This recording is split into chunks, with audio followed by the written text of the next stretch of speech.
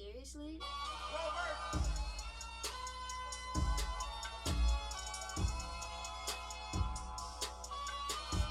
ain't the homie, this ain't for you. Ain't chasing paper, this ain't for you. You know what we came to do. Hey, you know what we came to do. I'm in a league on my own. Y'all need to leave it alone. I'ma just eat everything. What is the deal? It's your boy Kelly Flicks, episode 1 of HBCU Flicks Sports Show.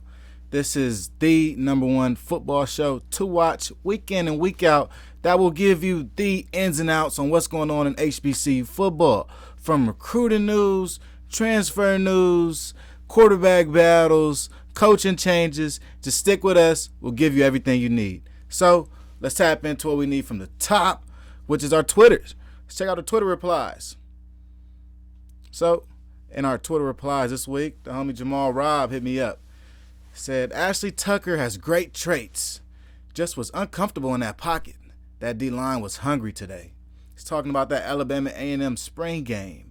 And it was a pretty good spring game if you're talking about offensive ability. We saw 2 quarterbacks that were more than capable. Ashley Tucker, the young quarterback out of Luzinger High School, came in and showed that he has some skill. He's pretty elusive in running the ball. We got to see how Alabama A&M's offense looks this year, and it's going to be predicated a little bit on the quarterback running the ball. And Ashley Tucker looked pretty good running the rock. He had a couple scampers for about 10 yards, and he even took them deep for a 50-yard touchdown. I'm excited about the potential of the young buck, and I think he can be a factor for Alabama A&M in the future. Let's get down to our playbook. What's the playbook for today, Flicks? Playbook of the day is pretty simple. We're going to take a look at Alabama A&M spring game. We're going to take a look at the new quarterback one for Southern, Harold Blood, a.k.a. J.R. Blood, who has now been announced as a starter going into the summer by Eric Dooley, head coach. Next up, we'll talk about who's the best available HBCU players in the transfer portal today. If you didn't know, the transfer portal will open up again on May 1st and closes again May 15th. A small pocket of time, 2 weeks of time, where a lot of players will be declaring for which team they will continue their college career with. Then we have our SIAC corner, of course. We're going to take a look at Albany State and Benedict. Both of them just had their spring games, and Albany has a new head coach. Coach Quinn Gray is taking over and has really led a pass-heavy offense. I'm going to give you guys a sneak peek at who I think could be the newcomer of the year in the SIAC this year at quarterback. Then Benedict, of course, has their woes at quarterback with quarterback Eric Phoenix heading to the transfer portal. So we got plenty of stuff to get into it. Let's get to it. All right, Alabama spring football. Xavier Langford has really been developing at quarterback for Alabama A&M. I was quite surprised in watching the spring game this past weekend. He made a lot of good throws. He's throwing with much more touch than he did last year. A couple of throws he did miss. There were still a couple of errant throws. Now, given the weather, I am remiss to hold those throws against him because even in the weather, the throws were still on time. It may have slipped off his hands and went off for an incomplete pass, but the throws were on time. Being an on-time quarterback is a quarterback that's a veteran quarterback, and this being his second year in this Alabama A&M offense, I would say that Langford is really getting a hold of things. Moving around in their offense, he played on the offensive side with running back DJ Moffitt, and running back Kenny Wilkins. Both of those guys look great. They look very explosive. They busted off multiple 10-yard runs, and at times, Moffitt looked very hard to tackle. Flipping to the other side, Donovan Eaglin also looked very hard to tackle. This could be a 3-headed beast going to the SWAC this year. I would say that the biggest questions about Alabama A&M is if they're going to be able to get back to their pass-happy ways of Akil Glass and really with those outlaw receivers, Odu Hilaire, Ibrahim, Tank Dell, Zay Moore, D. Anderson. Can they get back to those past happy days, or will this be another run-balanced offense? And quite honestly, I don't think they can go wrong with a run-balanced offense, given the fact that these 2 quarterbacks, Langford and ATG, along with Quincy Casey, can also run and are pretty elusive with their feet. these running backs complement them, and they catch the ball well out of the backfield. So let's go ahead and take a look at some highlights. Mo Carter, of course, is always on the call down there in Alabama. Got some great highlights of the Alabama A&M football team this past weekend. Now, I will say the game was at 10 a.m., super early. West Coast time, it was 7 a.m. I mean, I'm not sure what they was thinking as far as that. But I did get a chance to check out the game. And, look, these players still came up, and they showed out. The white team won 30-8. It's very, very, very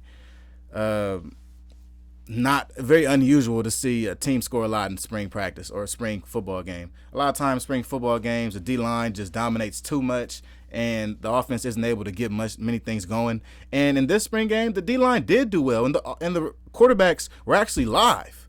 They took some hits, but even though taking those hits, the quarterback still sat in the pockets at times, as you'll see ATJ right here, and just let it go deep. You know, they took a lot of chances downfield. The defense was very exceptional and making plays, and really they didn't let the offense get away with anything.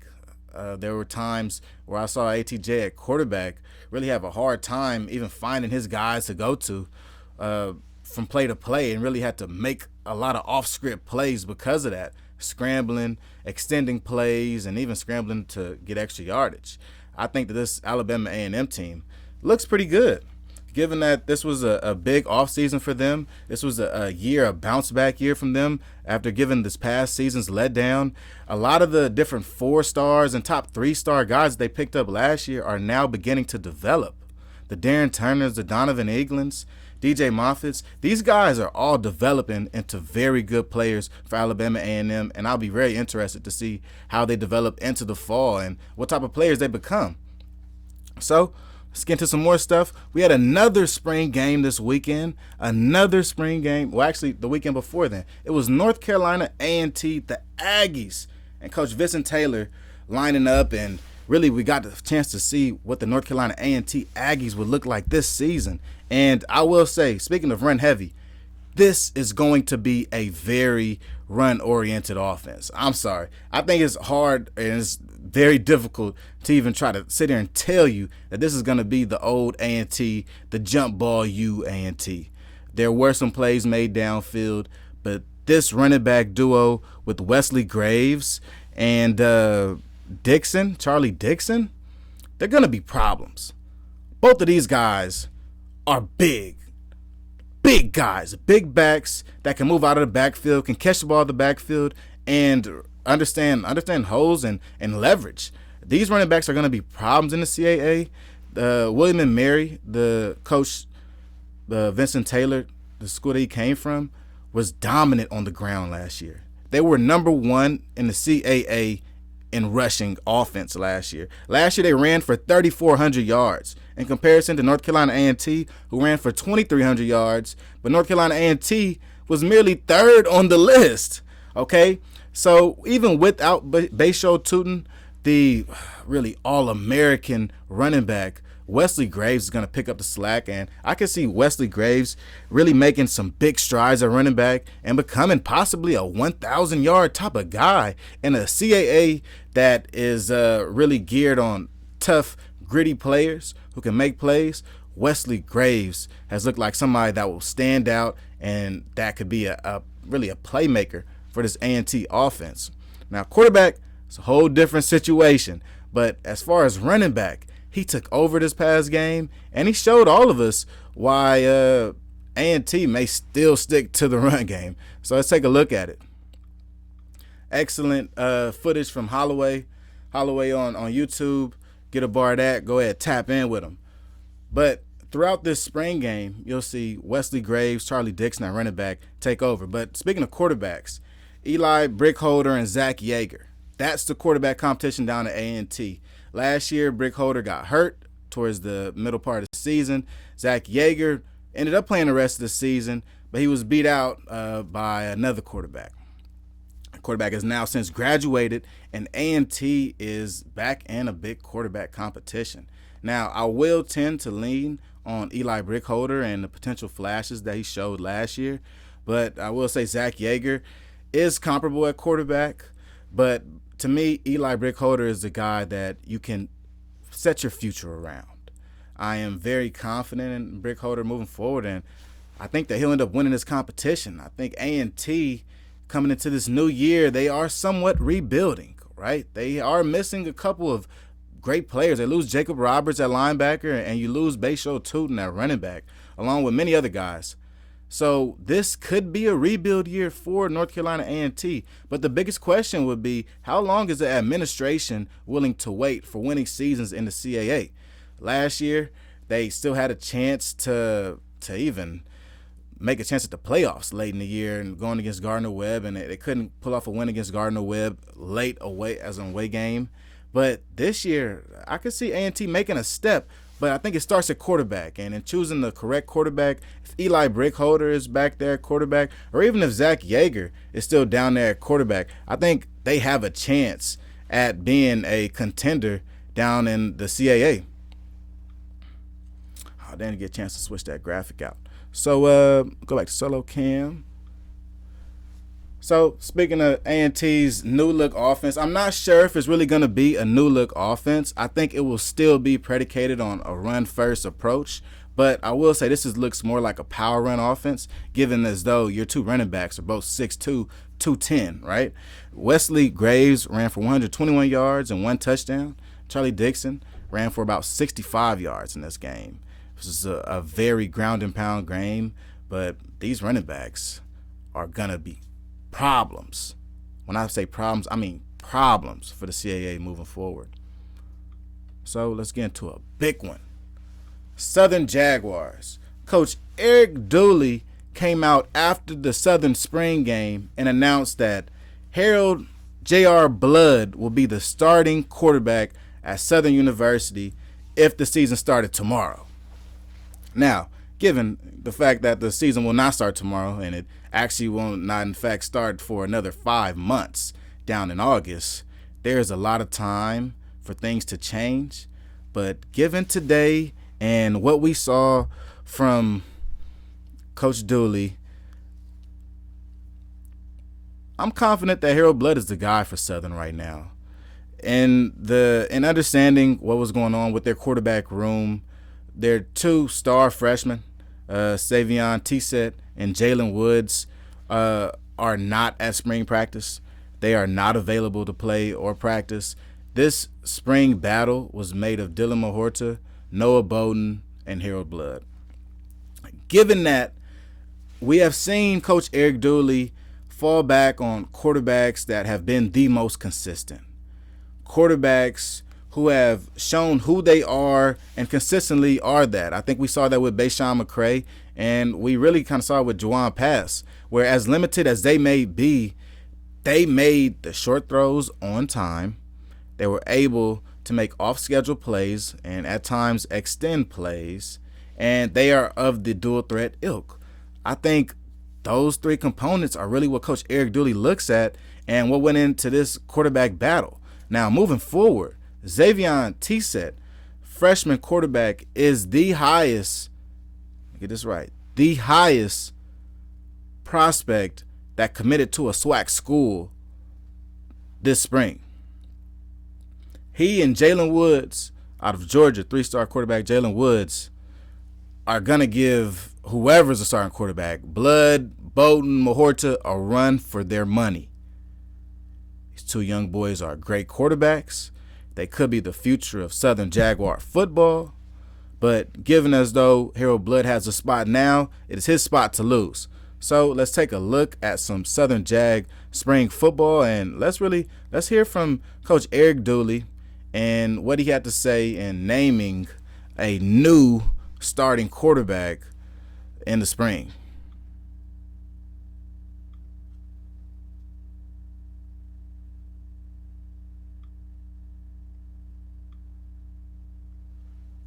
There we go.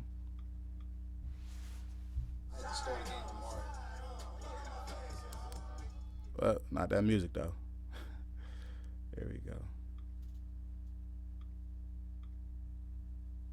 If I had to start a game tomorrow, it'd be Blood. I think he did some great things, some things that he hadn't done all spring. Today, situation that I wasn't pleased with, but I think they're correctable. That's the biggest thing, is correctable, and I think he'll be the guy that can be able to lead us. But, when you look at those guys behind him, they're going to still keep pushing.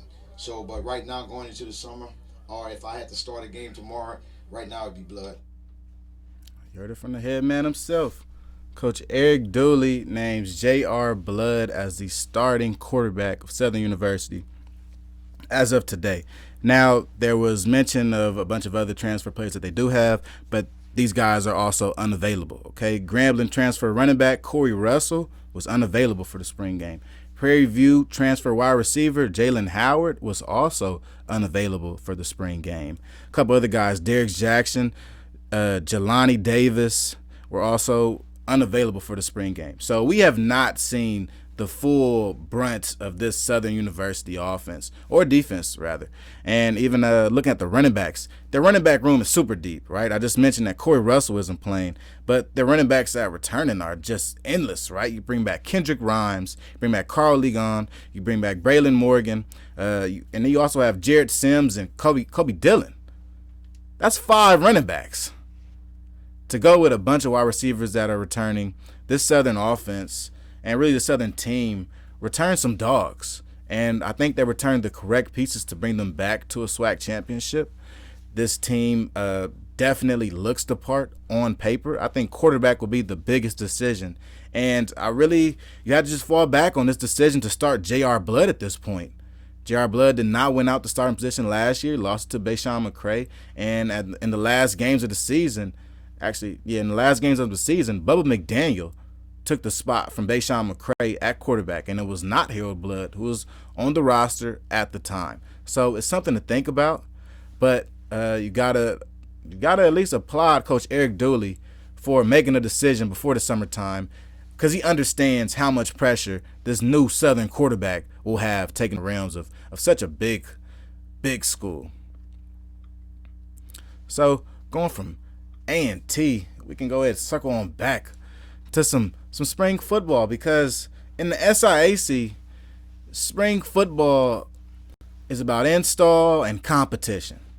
But if you're Albany State, who just brought in a new coach, Coach Quinn Gray, it's all about competition. I think there's an open competition on every position at Albany State right now. And the biggest position of them all is quarterback, if we're going to be plain about this. At quarterback, for Albany State, we're talking about a guy named Isaiah Knowles, transfer out of Navy University, who just came to Albany State. Now, he is battling it out right now with Deontae Bonneau, who was the preseason 2022 SIAC Player of the Year. This is a very big battle, everybody. This battle will determine probably who wins the SIAC. If you think about the SIAC, you look at it and you look at Benedict, who lost their starting quarterback, Eric Phoenix, but you look at Fort Valley State, who's retained their starting quarterback, Kelvin Durham. It's going to be a fight for the top. This is not going to be a given that Albany State wins it. And the fact that Benedict won the whole thing last year shows that Albany State may not be the class of the SIAC anymore. That winning the SIAC and continuing to be the champions are, be quite honest, are two different things. So let's take a look at Albany State and what they've been doing. Shout out to Keyshawn Ward and the coverage that he's been giving Albany State during the spring. He's been giving them great coverage, and I've gotten to know a lot of the newcomers that they have on their team through Keyshawn Ward.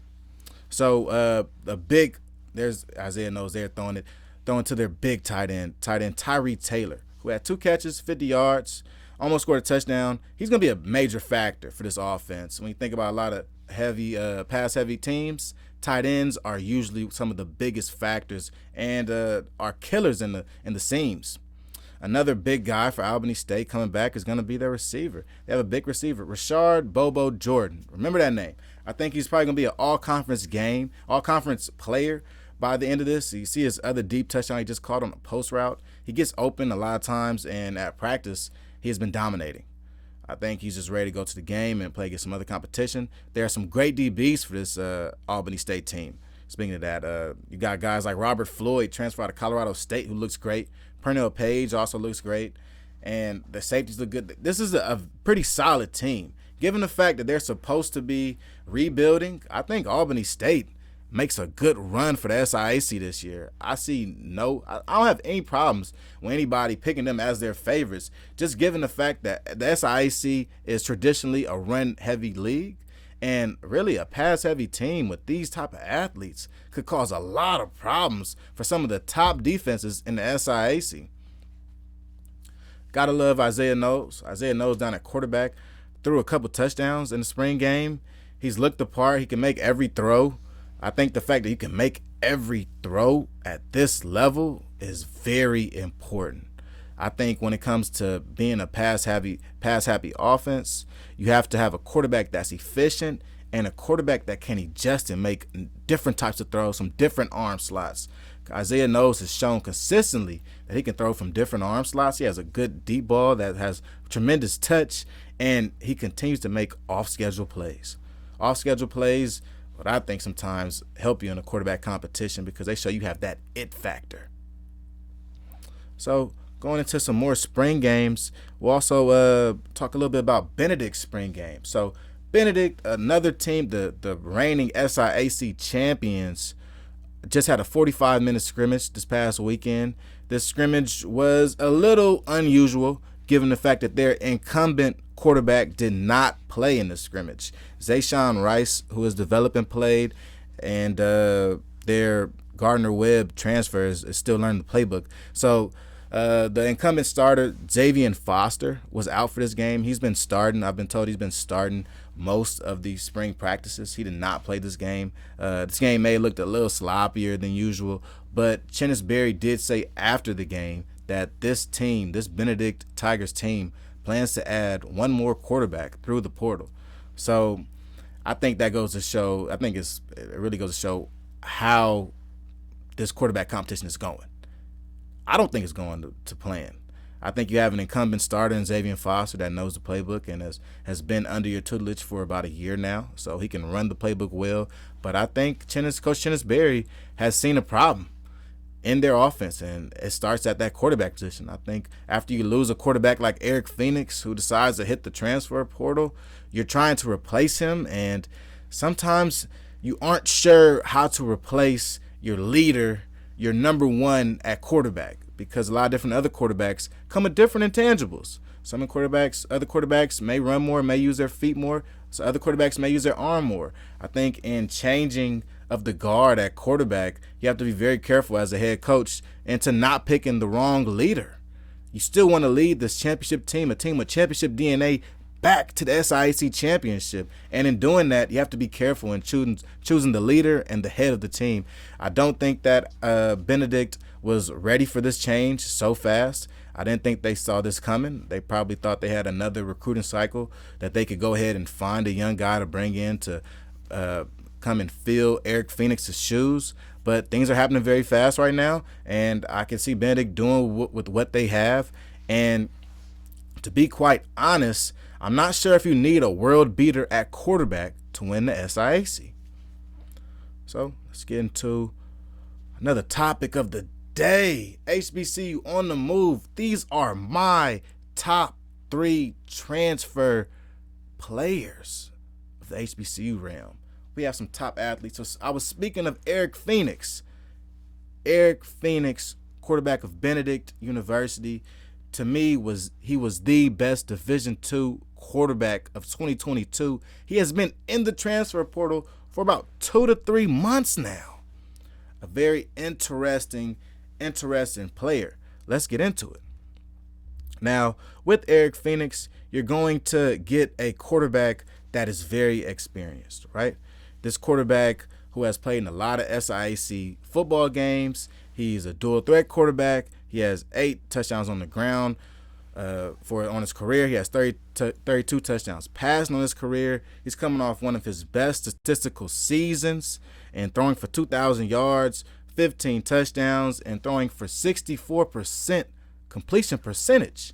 He is one of the top quarterbacks in HBCU football. He holds a couple of offers at this point, but there are other schools I think should take a look at him. But let's talk about his offers, right? We got Virginia Union, one of the best schools in the CIAA, HBCU. We got Norfolk State, a Division I school in the MEAC, and we have another Division II school, Elizabeth City State, who offered Eric Phoenix. Now, I was early on this boat and saying that I think South Carolina State should offer him. And then now understanding that Corey Fields has returned for another year at South Carolina State to go with Prometheus Franklin and Andre Washington at quarterback. The quarterback room might be a little filled, might be a little packed. Another thought that came to my mind was North Carolina A&T and what they could use at quarterback.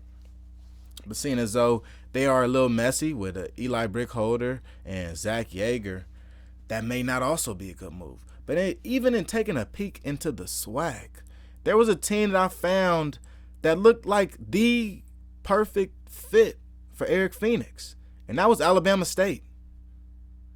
Alabama State has a great defense. A great defense led by Ershad Davis and company.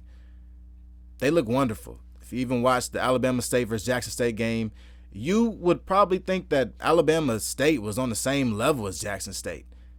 That maybe they were also undefeated, an undefeated squad going in. Now, the difference between Alabama State and Jackson State, quite frankly, was their quarterback play. Shedeur Sanders and what he can do at quarterback, the passes that he can make at quarterback are what made Jackson State a different team last year. Demetrius Davis and his development at quarterback for Alabama State needs to improve and needs to get up to par very fast. If we're going to think of Alabama State as a competitor and as a contender in the SWAC, a quarterback like Eric Phoenix on this Alabama State team could mean big problems. I'm going to be real. It could mean big problems. We're looking at a SWAC East that is wide open. Wide open. We could say that it's Florida A&M's league to lose, but they haven't won it yet, so it's hard to give it to them. Jackson State is going through a complete rebuild. I'm sorry. As great a team they are, they're still going through a complete rebuild. We're talking about 42 players from Jackson State entered into the transfer portal. That's something to wonder about. And you have to understand replacing those players is what it's about. Not necessarily the loss, it's replacing those guys. So to me, Alabama State and this SWAC East is wide open. If Eric Phoenix would have opportunity to play for Alabama State, I could see Alabama State, quite frankly, making a run for the Celebration Bowl. We saw what Eric Phoenix could do with a great defense at Benedict down in South Carolina. And I think with a great defense at Alabama State, he could take this Alabama State team to new heights. Next up, we got Kendrell Flowers. Kendrell Flowers, speaking of South Carolina State, was a running back at South Carolina State and was the running back for South Carolina State as they were in the Celebration Bowl against Jackson State. For his career at South Carolina State, he's rushed for around 1,400 yards, around 8 touchdowns. Kendrell Flowers is a very athletic running back that runs very well between the tackles. He's a guy he's a banger. He's a banger. I'll say it like that. He's a speed guy, but he's a banger.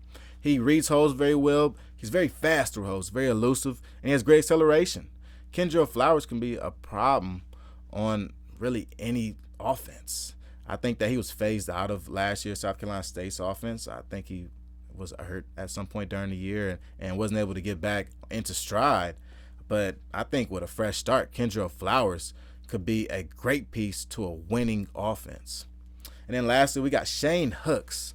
Shane Hooks is the best available HBCU athlete in the transfer portal right now. He has some of the biggest offers. His offers range from Colorado to Texas A&M to Ole Miss, Cincinnati, UNLV. That's just his top 5. He plans on announcing where he's going to commit on April 15th. But Shane Hollywood Hooks is the best available HBCU player in the transfer portal today. He can do everything at wide receiver. With his big frame at 6'3", 210 pounds, he does a lot of things you like to see from a lot of top Power 5 guys. And really, Shane Hooks looks pro-ready. A lot of plays that he makes at his size, the amount of yak that he can gain is eye-opening. It's very eye-opening. Shane Hooks is a game-breaker talent. He is a guy that you put on the field and he just makes plays consistently. He has great hands. He runs great routes, and he understands how to get open. When the ball goes into the air, he comes down with the ball. You want a guy like that. Any team wants a guy like that. Shane Hooks can provide a safety outlet for a lot of young quarterbacks. Shane Hooks can lead a wide receiving core that is in playoff contention. Shane Hooks is a rare wide receiver at lower levels of football. When we talk about FCS football, talk about Division II football, anything below Power 5. It's very rare to see a person or a player of his talent playing at an FCS school. And he dominated last year at Jackson State. And this year he's getting a lot of attention from Power 5 schools. So he'll probably end up where he wants to be. I think that Shane Hooks is probably in the same position a guy like Isaiah Land was in last year, to whereas he announced that he is in the transfer portal and everybody came calling. Alabama came calling. Georgia came calling for Isaiah Land. And I think Shane Hooks, even though his offers may not be Alabama, is around that same ilk. So these are my top 3 best players in the transfer portal right now. Go get them. Coaches, what are you waiting for? Go get them. Send the offer in. Now, lastly, we'll get into Johnson C. Smith, man. So Johnson C. Smith, the Bulls of Division II CIAA conference, are currently going through some field renovations. They just renovated their field, and with renovating their football field into artificial turf, they needed a place to practice, and they contacted the Carolina Panthers. They contacted the Carolina Panthers to practice at their home field for one game. Just one day of spring practice. It was spring practice 4, I believe, where they brought the entire team and staff. They all came down to Carolina Panthers Stadium, and they got a whole practice in. It was great for the players. It was a great experience for the coaches, the whole staff. As they played on the field looked fresh. Like dumb fresh. It looked untouched. If we're keeping it real, it looked untouched. And that's a great look for Johnson C. Smith. If you're talking about a team that's just that needs more exposure, this is great exposure for Johnson C. Smith. A team that had been practicing at West Carolina High School while their stadium was still being renovated. Their field still be replenished with artificial turf. So during one of their off days, gave a call to the Carolina Panthers, and the Carolina Panthers let them come on. So I'm hopeful that this relationship will develop into a fruitful one for Johnson C. Smith because of their relation to the Panthers and how close they are to them. So I'll give everybody a good look at it, and we'll get up out of here after my first episode of HBCU Flicks, the sports show. Let's give it a look. Huge shout outs to Johnson C. Smith and what they've done. This is HBCU game day video. Shout out to them for getting out there and doing the work. Please don't mind this header down there. Don't let that bother you. At Johnson C. Smith University and in the city of Charlotte. Today's a really exciting day for the Carolina Panthers as we welcome the Johnson C. Smith University Golden Bulls for a special practice event here at Bank of America Stadium.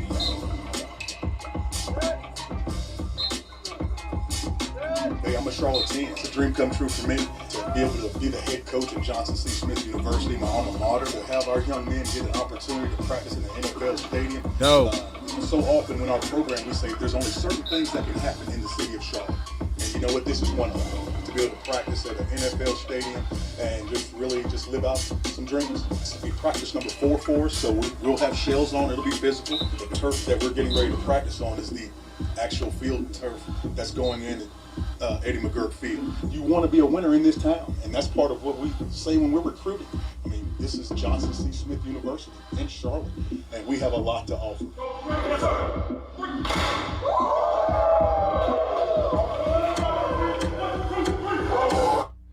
Dope. Super dope stuff. I appreciate everybody for tapping in with me on my first episode of HBCU Flicks, the sports show. Don't forget to subscribe, like this video, run it up, send it to your friends, send me some feedback, hit my Twitter replies if you're trying to get on the show. That's how we're going to do that. And I'm finna figure out a way to get my pops on this. If I get my pops on this, it's over. I appreciate all y'all for tapping in with me. Tap in with me next week on HBCU Flicks. It's your boy Kelly Flicks. Are you kidding me? I'm out.